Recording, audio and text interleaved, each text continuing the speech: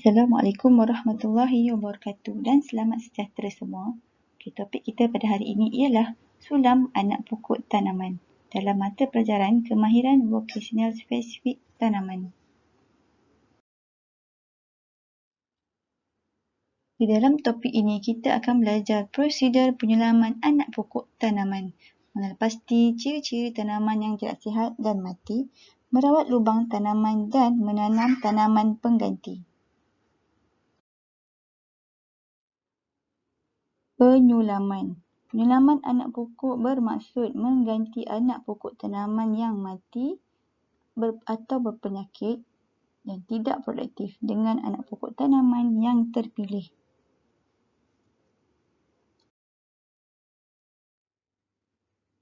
Tujuan. Kerja-kerja penyulaman anak pokok yang telah mati adalah aktiviti kerja yang biasa dilakukan dalam projek pertanian.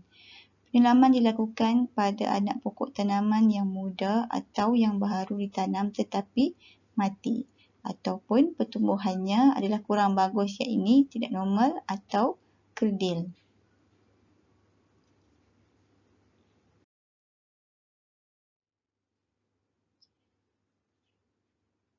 Kepentingan penyulaman untuk membuang anak pokok tanaman yang berpenyakit supaya ianya tidak merebak kepada anak-anak pokok yang lain, memaksimalkan penggunaan tanah, meningkatkan hasil ladang.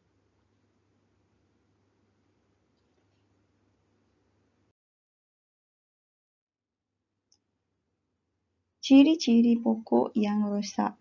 Anak pokok tanaman yang bermasalah kelihatan tidak sihat dan terbantut pertumbuhannya atau mati biasanya disebabkan oleh beberapa faktor kekurangan atau kelebihan air, kekurangan nutrien dan disebabkan oleh serangan perosak.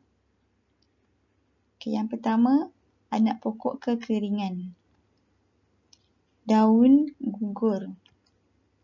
Warna daun kekuningan ataupun perang. Yang keempat, batang ataupun ranting pokok menjadi reput ataupun rapuh.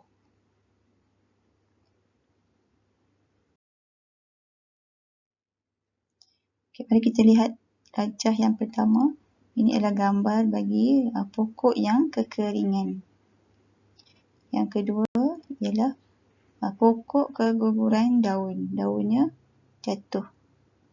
Yang ketiga, daun kekuningan. Keempat, daun keperangan. Yang kelima, ranting yang kekeringan ataupun reput dan rapuh. Kita boleh lihat kelima-lima ciri ini. Sekiranya pokok kita ada ciri-ciri tersebut, kita bolehlah melakukan penggantian ataupun penyulaman anak pokok.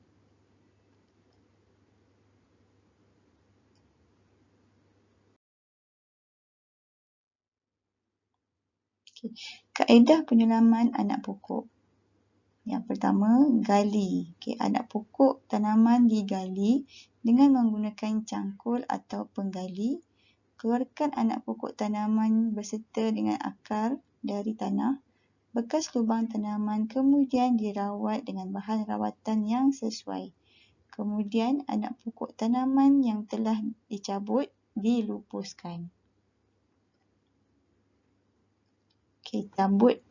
Permukaan batas atau tanah disiram dengan air sehingga basah dengan menggunakan tong penyiram. Kemudian anak pokok tanaman yang tidak sihat ataupun yang mati dicabut. Akhirnya anak pokok tanaman yang telah dicabut dilupuskan. Terdapat dua kaedah. Yang pertama kita gali. Yang kedua kita boleh cabut.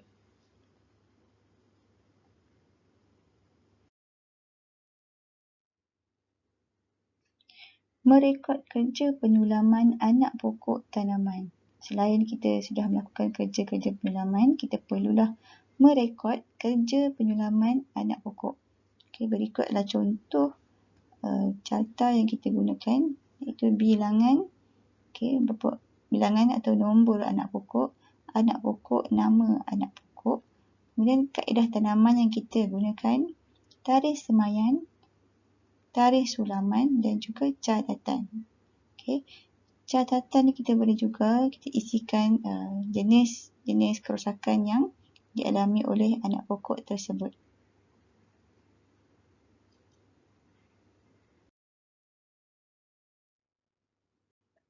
Soalan pengukuhan. Yang pertama, maksud penyulaman. Apakah yang dimaksudkan dengan penyulaman? Yang kedua, nyatakan 3 kepentingan penyulaman.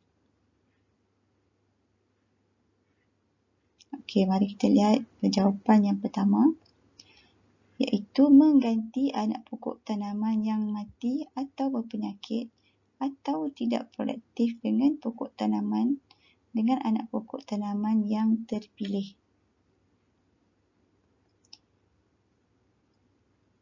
Okey, soalan yang kedua.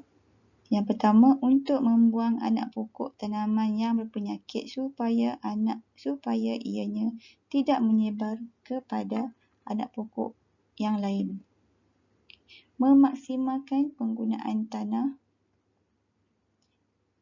Akhir sekali, meningkatkan hasil ladang.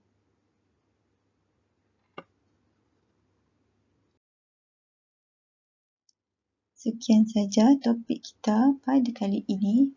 Assalamualaikum warahmatullahi wabarakatuh dan terima kasih.